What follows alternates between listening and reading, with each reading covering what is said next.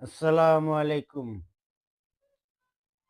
তো আমার যারা দর্শক ভাই, বন্ধু, বাবা, চাচা, ভাই, বন্ধু যারা আছেন তাদের উদ্দেশ্যে আজকে আমার কিছু বলা। আমার কথাটা হলো যে একটা ভালো সন্তান আপনি আল্লাহ দেয়, আপনারা গ্রহণ করেন। কিন্তু আল্লাহ তো সবাইকে ভালোই চায়, ভালো দিতে চায়। কিন্তু আমরা নিতে পারি না। এটার মধ্যে পার্থক্যটা কোথায় আমরা নিতে পারি না কেন? আল্লাহ যখন মানুষ বানায় তার ভাগ্য নির্ধারণ করে দেয়, কথার সত্য। কিন্তু প্রক্রিয়া যেই জাত, প্রক্রিয়াকরণ এটা কিন্তু পৃথিবীতে।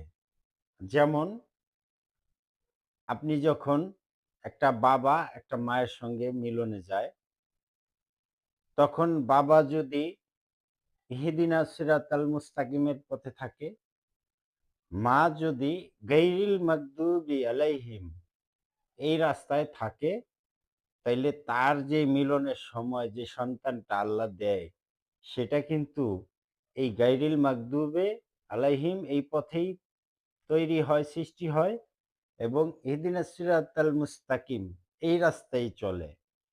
এছাড়া যদি বাপ-মা যদি ওই মিলনের সময়, সময়টা কিন্তু খুবই গুরুত্বপূর্ণ একটা সময়।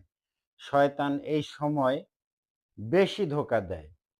তো শয়তানের ওয়াসওয়াস থেকে বাঁচার জন্য এই ২ জনকে এই ২ রাস্তায় থাকতে হবে। থাকলে শয়তান আর আপনাকে ধোঁকা দিতে পারবে না।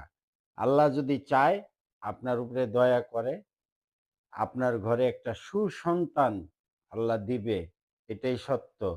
যদি কথাগুলা ভালো লাগে, আরো ১০ জন যাতে জানতে পারে, এই কথার উপরে যদি কেউ আমল করে, সেই সওয়াবটাও কিন্তু আপনিও পাবেন।